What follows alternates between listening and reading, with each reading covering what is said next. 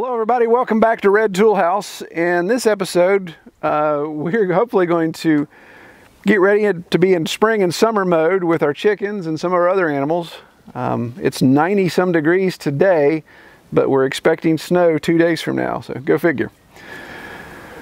Well, the first thing we want to do is we have our bell watering system that we use, and if you go back, I'll post a link to a video we did last year where we actually put our gutters on so we could do rain catchment.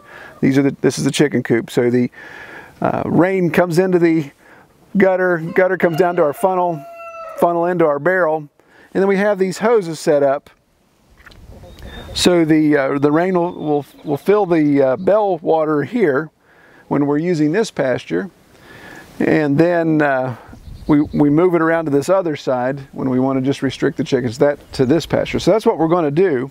As you can see, the issue we have is winter is really hard on our quote-unquote chicken pastures.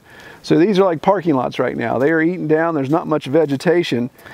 Ironically, it's not that it's completely devoid of vegetation. It's actually covered in a mat of dirt and chicken poop. So if it was a little wetter, I could scratch this back and see there's actually some vegetation under here.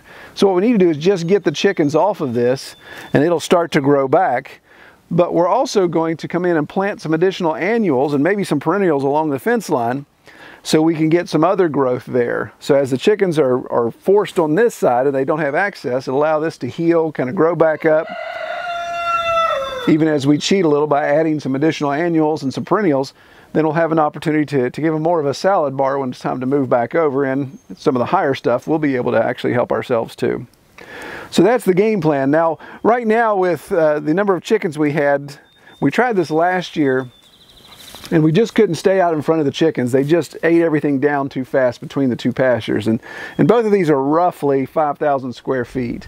But then at that time last year, we had about 90 chickens in here. Now we only have about 70, and we may even pare that number down a little bit. So we're trying to find that one annoying rooster. We're trying to pare that number down and figure out what's going to be that good balance where we can get vegetation growing in one pasture while they're on the other, and be able to do some of those rotational efforts. And then we're also going to try some other experiments again with planting annuals and perennials just to help out, and utilizing some more wood chips to get them involved in composting. So we're going to move our feeder and our water over and see what we get set up.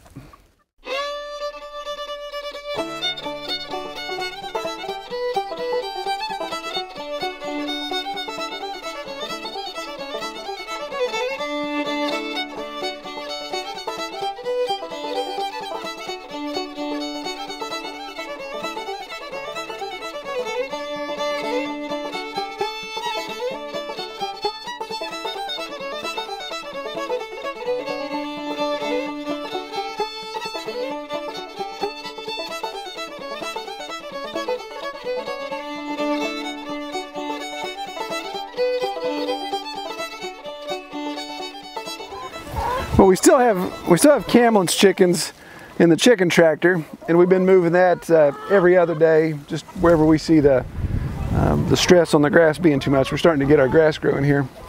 We're going to swap out his water too. In the wintertime, we just use like a black feed bowl. That way when it freezes at night, then we can dump it out pretty easily. So that's what we have, is just one of these bowls. So we're going to rotate that out, and we're going to use our bell water with a bucket. We're going to move the chickens first.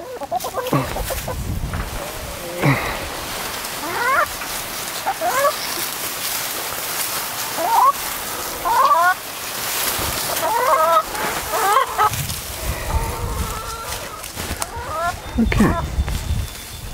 One thing we've done, some people have asked, what do we do for nesting boxes since this was originally a broiler chicken tractor?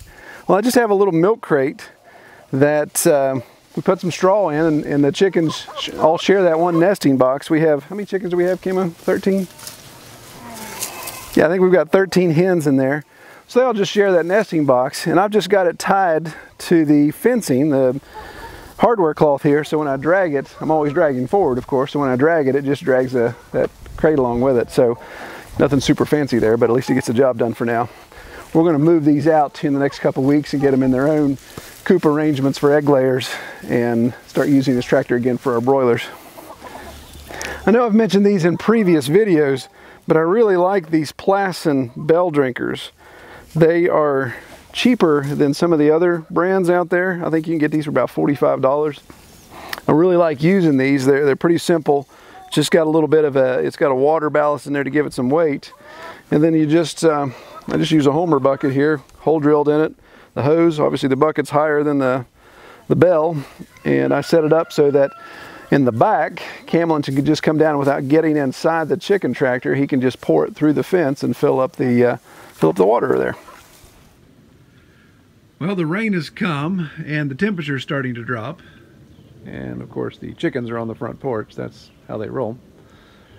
But already our rain catchment down at the coop has filled up the 55-gallon barrel just in a couple hours of rain that we've had today. And tomorrow we're expecting snow. So hopefully this will be our last cold snap for the year. And we can start getting our plants planted down in the coop and around the fence line. All right, everybody, I hope everyone enjoyed this video. If you did, give it a thumbs up. If you haven't subscribed yet, be sure to subscribe below. And check us out on Facebook at facebook.com/Red Tool House Farm. Take care.